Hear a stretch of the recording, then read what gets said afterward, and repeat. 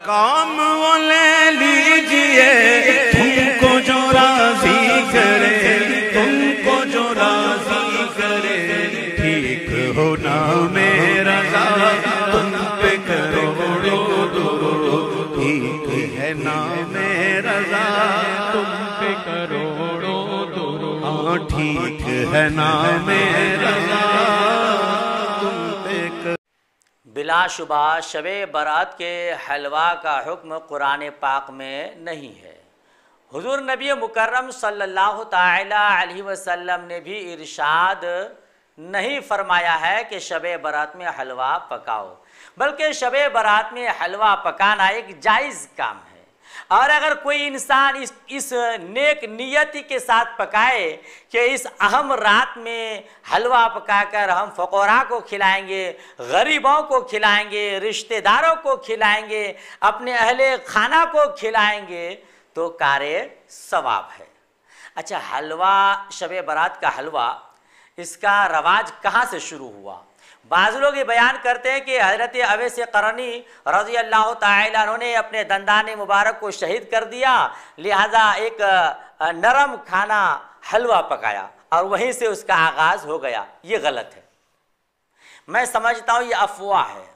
हमारे उलमाए किराम ने इसकी कहीं भी वजाहत नहीं फरमाई है, किसी किताब में इसको तहरीर नहीं फरमाया है। शबे बारात में हलवा पकाने का आगाज़ कैसे हुआ, इसकी शुरुआत कैसे हुई, आइए मैं आपको बताऊं। हज़रत अल्लामा मौलाना अशाम मुफ्ती अब्दुल मुबीन साहब क़िबला नुअमानी एक बड़े जय्यद आलिम है। आप अपनी किताब फ़ज़ाइल शाबान व शबे बारात में तहरीर फरमाते हैं कि ये रात चूँकि सदका व खैरात और सिला रहमी की रात है, लिहाजा इस रात में अच्छा खाना पकाना चाहिए। बाज़ आलिमों की निगाह, बाज़ आलिमों की नज़र बुखारी शरीफ जिल्दे दुवम किताबुल अतइमा की इस हदीस मुबारका पर पड़ी। काना रसूलुल्लाही सल्लल्लाहु ताला अलैहि वसल्लम युहिब्बुल हलवा वल असला। सुभान अल्लाह। रसूल पाक सल्लल्लाहु ताला अलैहि वसल्लम हलवा, शीरनी, मीठी चीज़ और शहद को पसंद फरमाते थे।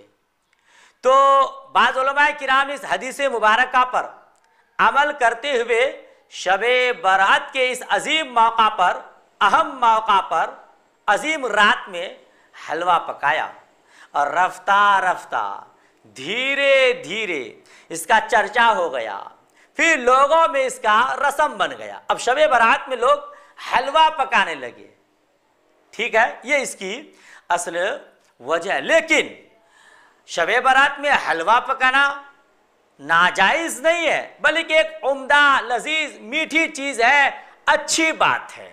इंसानी फितरत होती है कि वह अच्छे मौका पर अच्छा खाना पकाता है। हमें रसूल पाक सल्लल्लाहु ताला अलैहि वसल्लम की सुन्नतों से मोहब्बत है। रसूल पाक जिस चीज़ को पसंद फरमाते थे, हमें भी वो चीज़ें पसंद है। तो सरकार चूँकि हलवा पसंद फरमाते थे, इसीलिए हमें भी हलवा पसंद है। और अच्छी चीज़ों को सदका वगैरह करने का हुक्म तो खुद कुरान मजीद में रब कदीर इरशाद फरमाता है, ला तनालुल बिर्रा हत्ता तुनफिकू मिम्मा तुहिब्बून व मा तुनफिकू मिन शैइन फइन्नल्लाह बिही अलीम। यानी तुम हरगिज़ भलाई को ना पहुँचोगे जब तक कि अपनी प्यारी चीज़ राहे खुदा में ना खर्च करो, और तुम जो कुछ खर्च करो अल्लाह उसे जानता है। यानी अच्छी चीज़ खर्च करो, राह खुदा में लुटाओ, ख़राब चीज़ लुटाओ, अल्लाह पाक जानता है, तुम्हें उसी के मुताबिक उसका सिला देगा, उसका बदला देगा। अलगरज शबे बारात का हलवा हो या ईद की सवैया हो या मुहर्रमुल हराम का खिचड़ा हो या मालिदा हो, महज ये एक रस्म रवाज के बिना पर है। हम में से किसी का यह अकीदा नहीं है कि शब बारात में या ईदैन में या मुहर्रमुल हराम में ये सब चीज़ें पकाना वाजिब व फ़र्ज़ है, किसी का नहीं है।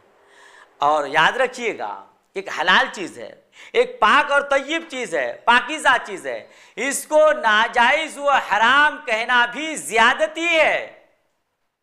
समझ रहे हैं? कुछ लोग इसको गलत कह देते हैं ना, उनका ये गलत कहना खुद गलत है। रब्बे कदीर कुरान मजीद में इरशाद फरमाता है, सूरे यूनुस आयत नंबर 59, कुल अरअयतुम मा अंज़लल्लाहु लकुम मिर रिज़्क़िन फजअलतुम मिन्हु हरामन व हलाला कुल अल्लाहु अज़िन लकुम अम अलल्लाहि तफ्तरून। यानी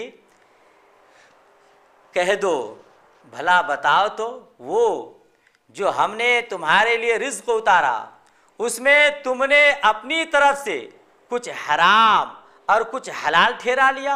ऐ पैगंबर, उनसे फरमा दो, क्या अल्लाह ने उसकी तुम्हें इजाज़त दी या अल्लाह पर तुम लोग तोहमत लगाते हो? मालूम क्या हुआ, जो रिज़्क़ हलाल रब्बे कदीर ने हम पर नाजिल किया है, हमें उसको हलाल कहना है, हलाल समझना है, और जिसे हराम कह दिया है उसे हराम मानना है, समझना है, और फिर उस पर अमल भी करना है। हलाल चीज़ को अगर कोई हराम कहता है तो वो अल्लाह तबारक व तआला पर तोहमत लगाता है, और तोहमत ये बदतरीन काम है। किसी पर इल्ज़ाम लगाना ये बदतरीन काम है। लिहाजा खुदारा अपने आप से इंसाफ कीजिए, पाकीज़ा और हलाल चीज़ को हराम हरगिज़ ना कहिए। मैं आपसे अब, हमारे हलवा पर लोग एतराज़ करते हैं, आप लोग ईद के मौका पर ईद उल फित्र में सवई पकाते हैं है ना? मेरे ख्याल से हर जगह ये रस्म है कि ईद के मौका पर सवैयाँ पकाते हैं। अच्छा, अहले सुन्नत वो जमात जो शबे बारात में हलवा पकाते हैं, जो मुहर्रमुल हराम में खिचड़ा पकाते हैं, वो लोग ईद उल फित्र के मौका पर तो सवई पकाते ही पकाते हैं। जो लोग इन चीज़ों को हराम कहते हैं, गलत कहते हैं, वो लोग भी ईद के मौका पर सवैयाँ पकाते हैं। मैं उनसे पूछूंगा, क्या कुरान पाक में कहीं सवई पकाने का हुक्म आया है? अहादीस मुबारका में प्यारे आका ने सवई पकाने का हुक्म दिया है? नहीं, कहीं भी इसका हुक्म नहीं है, बल्कि आमाले ईद में इसका जिक्र भी नहीं है कि ईद के मौका पर सवई पकाओ, मगर हम भी पकाते हैं।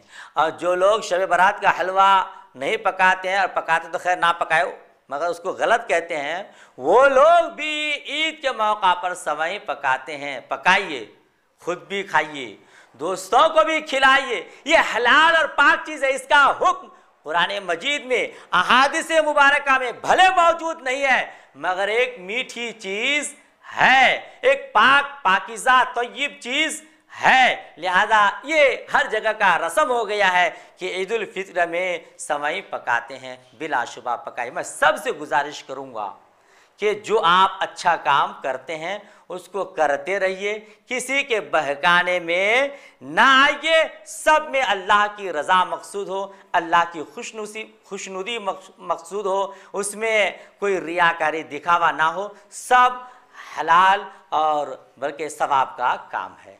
फातिहा के सबूत पर बुखारी शरीफ के हवाले से मेरा बयान यूट्यूब चैनल पैगाम अज़मत रज़ा में मौजूद है। आप इसके डिस्क्रिप्शन में मेरा लिंक देख सकते हैं, उसमें आप फातिहा का सबूत भी मुलाहिज़ा कर सकते हैं। इसके अलावा दूसरे बयानात भी मुलाहिज़ा कर सकते हैं।